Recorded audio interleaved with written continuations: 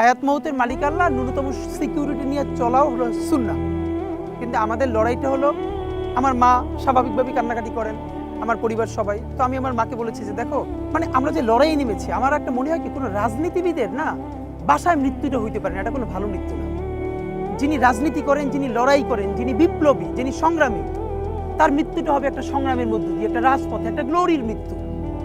আমি তো ভীষণভাবে প্রত্যাশা করি, আমি ছোটবেলা থেকে এই স্বপ্নটা দেখি, অনেক জায়গায় বলেছি যে একটা তুমুল মিছিল হচ্ছে অন্যায়ের বিরুদ্ধে, সেই মিছিলের সামনে আমি আছি, কোনো একটা বুলেট এসে আমার বুকটা হয়তো বিদ্ধ করে দিয়েছে, এবং সেই মিছিলে আমি হাসতে হাসতে আমি শহীদ হয়ে গেছি।